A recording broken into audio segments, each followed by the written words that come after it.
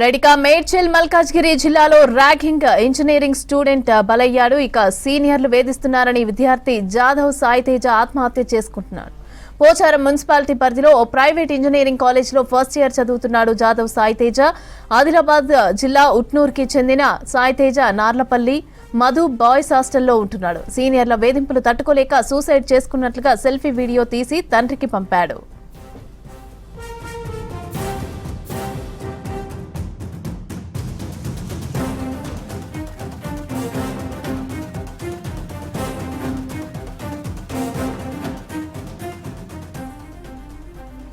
ఇటీవల సీనియర్లు సాయితేజతో గొడవ పడి కొట్టారు. మరోసారి సాయితేజని కొట్టి బార్ తీసుకువెళ్లి 15,000 బిల్లు కట్టాలని వేధించారు.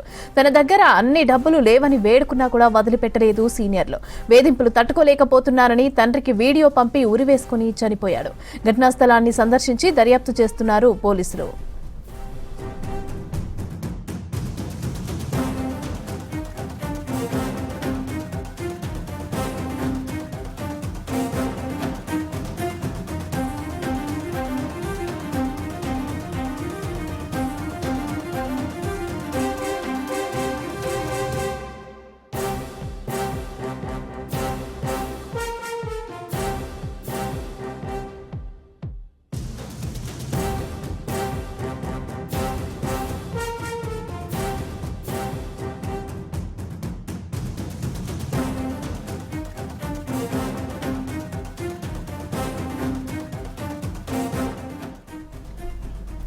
రెడీగా మరిన్ని వివరాలు రామ్ ప్రసాద్ అందిస్తారు. రామ్ ప్రసాద్, చెప్పండి, ఇంజనీరింగ్ విద్యార్థి సూసైడ్ కి సంబంధించి అప్డేట్స్ ఏంటి?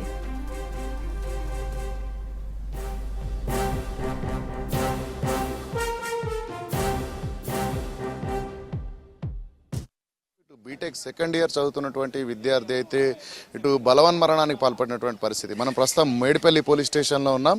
మేడిపల్లి పోలీస్ స్టేషన్ పరిధిలో అయితే ఇటు నారాపల్లి వద్ద బాయ్స్ హాస్టల్లో ఉంటున్నటువంటి జాదవ్ సాయితేజ అనేటువంటి 19 సంవత్సరాల యువకుడు అయితే ఇటు సెల్ఫీ వీడియోని తీసి తన తండ్రికి పంపించి తనను సీనియర్ ర్యాగింగ్ చేస్తున్నారు, తనపై దాడి చేసి తనను గాయపరుస్తున్నారని చెప్తూ అయితే ఈ క్రమంలోనే ఆత్మహత్యకు పాల్పడుతున్నానంటూ కూడా తండ్రికి వీడియో ద్వారా సమాచారాన్ని అందించిన అనంతరం అయితే ఆత్మహత్య చేసుకోవడం జరిగింది. ముఖ్యంగా మనం చూస్తే ఇటు సాయితేజ ఇటు ఆదిలాబాద్ జిల్లా ఉట్నూరుకు చెందినటువంటి సాయితేజ అయితే హైదరాబాద్లో ఉన్నటువంటి పోచారం పరిధిలో ఉన్న సిద్ధార్థ ఇంజనీరింగ్ కాలేజీలో సిఎస్సి సెకండ్ ఇయర్ చదువుతున్నాడు. ఈ క్రమంలోనే తన సీనియర్స్తో పాటు కొంతమంది స్థానికులు తనను వేధించిన క్రమంలో ఇటు బలవన్మరణానికి పాల్పడినట్లయితే ఇక్కడ కొంతమంది కుటుంబ సభ్యులతో పాటు అదేవిధంగా ఇటు తన తోటి మిత్రులు కూడా చెప్తున్నటువంటి పరిస్థితి. మనం ఒకసారి మేడిపల్లిలో గమనిస్తే తనతో పాటు చదువుకున్నటువంటి విద్యార్థులు ఉన్నారు, మాట్లాడేటువంటి ప్రయత్నం చేద్దాం. బ్రదర్, చెప్పండి, మీ పేరేం పేరు? యాక్చువల్గా అసలు కాలేజీలో ఏం జరిగింది? నా పేరు వంశీ అన్న. ఇది కాలేజీలో ఎట్లా అంటే కాలేజ్ ప్రిమిసెస్లో ర్యాగింగ్ అవుతుందన్న. ఎట్లా అంటే సీనియర్స్ జూనియర్స్ని ర్యాగింగ్ చేసుకుంటా, వీళ్ళని టార్చర్ చేసుకుంటా, వీళ్ళకి ఎట్లా అంటే వాళ్ళకి అందుబాటులో ఉన్నట్టు ప్రతి ఒక్కటి వాళ్ళకి ఏది కావాలంటే అది జూనియర్స్ నుంచి పట్టుకొని వాళ్ళకి ఇష్టం వచ్చినట్టు వీళ్ళని కొట్టుడు, చెయ్యుడు, తిట్టుడు. ఇప్పుడు మా దాంట్లో సాయికి ఎట్లా అయిందంటే సాయికి ఇప్పుడు వీళ్ళు పిలిచి కొట్టి చేసి దాని తర్వాత వీళ్ళు ఉల్టా పైసలు అడిగి ఇదంతా చేసుకుంటా తిరిగి ఆయనకి ఉన్నది లేనిది చెప్పుకుంటా భయపెట్టుకుంటా. దీంట్లో అట్లా కాకుండా నలుగురు షామీలే ఉన్నారన్న. ఒకదాంట్లో నలుగురిలో A1 కాలేజోడే, మిగతా నలుగురు బయట వాళ్ళు అంటే లోకల్ క్యాండిడేట్స్. ఇది కాకుండా ఇప్పుడు మామూలుగా ఫస్ట్ గొడవ ఎప్పుడు జరిగింది? నిన్న జరగడానికి ముందు ఎప్పుడైనా గొడవ జరిగిందా వీళ్ళందరూ? ఈ గొడవ అంటే సాటర్డే ఒక చిన్న ఇష్యూ అయిండే. ఆ ఇష్యూ ఏంటంటే సెకండ్ ఇయర్ ఫస్ట్ ఇయర్ కన్నట్టు సీనియర్ జూనియర్ లొల్లి ఉండే. ఆ గొల్లొల్లి వల్లనే ఇప్పుడు ఇది మనకి పెద్దగా సూపర్ సీనియర్ల వరకు ఇవ్వాల్సి వచ్చింది.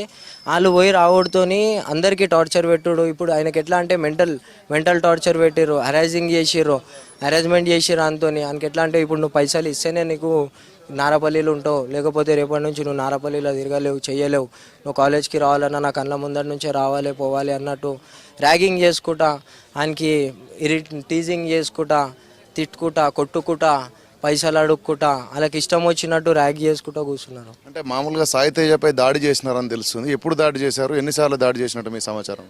దాడి చేసినారంటే సాయికి మధ్యాహ్నం టైంలో నియర్లీ 1:30, 2 o'clock టైంకి పిలిచినట్టు తెలిసింది. పిలిచి ఇది బేత్కి చడి అంటారు, ఐడియా ఉన్నట్టుంది. బేత్కి చడితో కొట్టుడు వల్ల ఆయనకి బాడీ మీద అంతా అది ఏమంటారు వాతలు పడ్డాయి. ఇది బాడీ ఆల్రెడీ హాస్పిటల్ కాడ తీసుకుపోయినాక షట్టిపి చూస్తే బాడీ మీద అన్ని వాతలు ఉన్నాయి.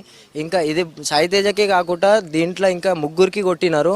మొత్తం వీళ్ళు నలుగురు ఉండే, నలుగురిని కొట్టినారు. చాలా కొట్టి వీళ్ళ దగ్గర నుంచి 10,000 రూపాయల డిమాండ్ చేసినారు సీనియర్స్. 10,000 డిమాండ్ చేసి మళ్ళీ వీళ్ళనే బార్కి తీసుకుపోయి వీళ్ళతోనే మందు తాగి, అంటే వాళ్ళు మందు తాగిర్రు, వీళ్ళ ముంగట మందు తాగి ఉల్టా వీళ్ళనే పైసలు కట్టుమని వీళ్ళ ఫోన్లు తీసుకొని బార్లో కుదబెట్టడం కూడా జరిగిందన్న. అంటే మామూలుగా సాయి తేజ 2 సంవత్సరం సెకండ్ ఇయర్ అబ్బాయి కాబట్టి గత సంవత్సరం నుంచి ఏ విధంగా ఉండేటోడు నీతోటి? కాలేజీలో ఏమన్నా గొడవలలో ఉండేది? అసలు ఎలాంటి వ్యక్తి సాయి తేజ? సాయి తేజ నా క్లాస్మేట్, ఎప్పుడు నాతోనే ఉంటాడు, నాతోనే కూర్చుంటాడు, నాతోనే తింటాడు, నాతోనే తిరుగుతాడు. నాకు తెలిసినంత మాత్రాన ఈడెవ్వని లొల్లిలకు పోడు, ఎవ్వని జోలికి పోడు, చదువుకుంటాడు, ఆన్ జగలాడు ఉంటాడు, ఆన్ దాడు చూసుకుంటాడు. ఈయనకి ఉట్టి పుణ్యానికి ఉన్నది లేని లొల్లిలో తీసుకొని వచ్చి జూనియర్ లొల్లిలలో సీనియర్లు టార్చర్ పెట్టి ఈయనకి హెరాస్మెంట్ చేసుకుంటా మంచి ఉన్నవానికి ఆయనకి పానం తీసుకున్నారన్న అంది. సో మొత్తంగా ఇది పరిస్థితి. గత 2 రోజుల నుంచి కూడా ఇటు సీనియర్లకు జూనియర్లకు జరుగుతున్నటువంటి గొడవల కారణంగా అయితే ఇటు సాయి తేజ మనస్తాపం చెంది ఆత్మహత్యకు పాల్పడి ఉండొచ్చు అనే విషయంలో అయితే తన మిత్రుడైతే చెప్తున్నాడు. అంతేకాకుండా ఇక్కడ సాయి తేజకు సంబంధించినటువంటి కొంతమంది కుటుంబ సభ్యులు ఉన్నారు, మాట్లాడేస్తూ. సార్ చెప్పండి, అసలు విషయం ఎప్పుడు తెలిసింది? అసలు ఎలాంటి సమాచారం అందింది మీకు? ఈ విషయం తెలిసింది కానీ అంటే కాలేజీ వాళ్ళది కంట్రోల్ లేదంటున్నా. కాలేజీ వాళ్ళు ఇంజనీరింగ్ కాలేజీ ఫెయిల్యూర్ అయిందని చెప్తున్నా. ఇంజనీరింగ్ కాలేజు విద్యా ఉద్యమ మండలి ఫెయిల్యూర్ అయిందని చెప్తున్నా. ఎందుకంటే గవర్నమెంట్ ఒకవైపు విద్యని బలోపేతం చేయాలని ముఖ్యమంత్రి గారు కావచ్చు, లేకపోతే వేరే కావాలి, కానీ కాలేజీలో ఎవరు వస్తుర్రు, ఎవరు పోతుర్రు, పిల్లలపై శ్రద్ధ లేదు. తర్వాత చట్టాలు కూడా పనిచేయట్లేవు. కాలేజీలో కొన్ని చట్టాలు ఉన్నాయి, ఆ చట్టాలను వీళ్ళు ఎప్పుడో వైలేట్ చేసేశారు. కాలేజీ మేనేజ్మెంట్ డబ్బుల మీద ఉన్న ప్రేమ విద్యార్థుల మీద లేదు. ఇంజనీరింగ్ కాలేజీలో డ్రగ్స్ అనేది కామన్ అయిపోయింది, గంజాయి అనేది కామన్ అయిపోయింది. కాబట్టి నేను ఒకటే ఈ సమాజాన్ని కోరేది ఒకటి, కాలేజీ వాళ్ళు పేరెంట్స్ కమిటీ మీటింగ్ పెట్టాలి. పేరెంట్స్ కమిటీ అనేది ఒక కమిటీ వేసేసి దాని మీద నడిపిస్తే బాగుంటుంది. నేను గవర్నమెంట్ అప్పీల్ చేస్తున్నా. అట్లా ఇంజనీరింగ్ కాలేజీ వాళ్ళ మేనేజ్మెంట్ని, మీ మేనేజ్మెంట్ ఫెయిల్యూర్ అయింది, విద్యార్థుల మీద పైసలు ఉన్న శ్రద్ధ విద్యార్థుల మీద అని చెప్పేసి నేను వారికి గట్టిగా హెచ్చరిస్తున్నాను. సార్ మామూలుగా ర్యాగింగ్ అనేది సీనియర్లు జూనియర్లను చేస్తూ ఉంటారు. అంటే ఫస్ట్ ఇయర్లో జాయిన్ అయిన క్రమంలో ర్యాగింగ్ చేస్తానటువంటి ఒక ఉండేది. కానీ ఇప్పుడు సెకండ్ ఇయర్ విద్యార్థి ఆల్రెడీ 1 ఇయర్ విద్యాభ్యాసం అయిపోయింది. సో సెకండ్ ఇయర్ విద్యార్థి మీద ర్యాగింగ్ జరుగుతుంది. సో కాలేజీలో మీకు ఎలాంటి సమాచారం ఉందంటే ఇంకా ఎంతమంది విద్యార్థులు ర్యాగింగ్ గురవుతున్నారు మీకు సమాచారం ఉంది? అసలు ఏం చేస్తే ఇలాంటి సమస్య పరిష్కారం అవుతుందంట? అంటే నేను అనుకుంటున్నాను విద్యార్థులుగా ఇన్వాల్వ్ అయితే బాగుంది, కానీ బయటి వ్యక్తులుగా ఇన్వాల్వ్ అయ్యారు, రౌడీ సీటర్లు ఇన్వాల్వ్ అవుతారు. ఇది ఎక్కడి కల్చర్ అని అడుగుతున్నాను నేను. విద్యార్థులకి రౌడీ సీటర్లతో సంబంధాలు ఏమంటున్నా. విద్యార్థులు అనేటోళ్ళు చదువుకోవడానికి రావాలి, కానీ విద్యా వ్యవస్థ మొత్తం గాడి తప్పుతుంది. ఈ రౌడీ సీటర్లు అంటే అసాంఘిక కార్యక్రమాలు చేసే వాళ్ళు ఎక్కువ ఇన్వాల్వ్ అవ్వడం వలన విద్యార్థులకు ప్రాబ్లం అవుతుంది. కానీ నేను మేనేజ్మెంట్ని కోరుకుంటా, మీ కాలేజీ సరౌండింగ్లో ఇటువంటి కార్యక్రమాలు జరగకుండా తర్వాత స్ట్రిక్ట్గా మెయింటైన్ చేయండి. మొత్తం మేనేజ్మెంట్ నాట్ ఓన్లీ ఒక సిద్ధార్థ కాలేజీ కాదు, మొత్తం విద్యా వ్యవస్థ, ఇంజనీరింగ్ విద్యా వ్యవస్థ మొత్తం పాడైపోయింది అంటున్నాను.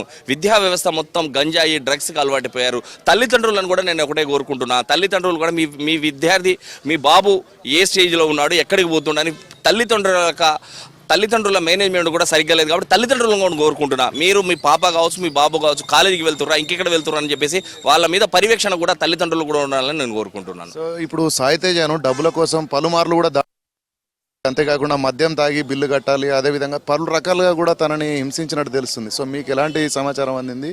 సో ఎలాంటి చర్యలు తీసుకోవాలనుకుంటున్నారు? వాస్తవంగా ఇతను ఒక గిరిజన బిడ్డ పట్టుంటది. ఈ లోకల్ వాళ్ళకి ఈ విద్యార్థులు తోడు కావడం వలన చాలా మంది డబ్బుగా క్యాష్ చేసుకుంటారు, రౌడీ సీటర్లను మధ్యలో పెట్టేసి. ఇది ఒకటి మన మధ్యలోకి వచ్చింది, కానీ చాలా విషయాలు ఇవాళ రౌడీ సీటర్లను పరిష్కరిస్తారు. అది ఎక్కడి సంస్కృతి అని అడుగుతున్నా. ఇంజనీరింగ్ కాలేజీల వ్యవస్థ ఏం చేస్తుందని అడుగుతున్నా.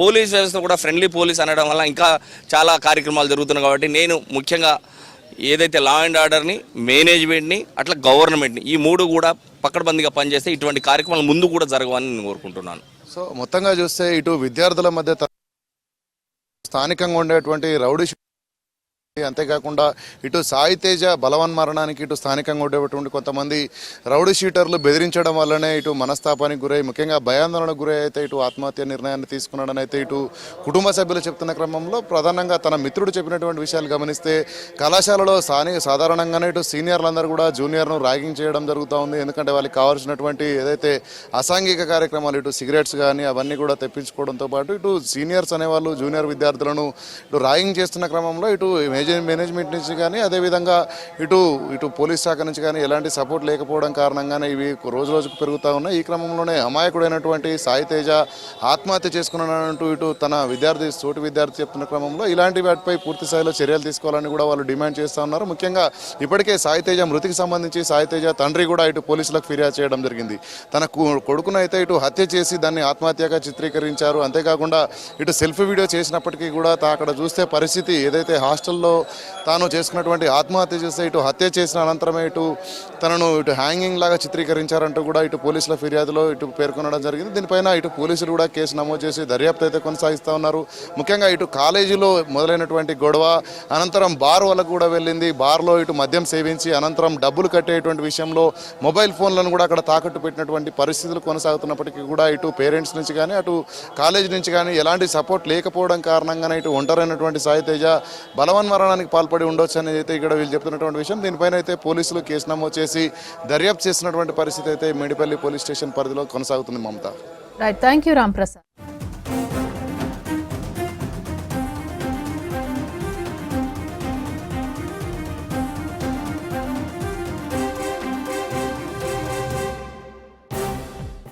हेलो बा मंदिर लागे जी रे कुण को 4-5 जाबर आनानो ఒక మండర్ అడ్డరాన్ మారేచే ఒక పిసలేరే మార్కంతి మన ఆచర ఆగ్రో కోని బా కొనుకో చిన్న బాబు అనాకచే ఉమ్మన్ మారో బకంబా మండర్ లాగే जो पिसा मारे मांगरे मारकंती मर जा रो जो बा उससे ने बचे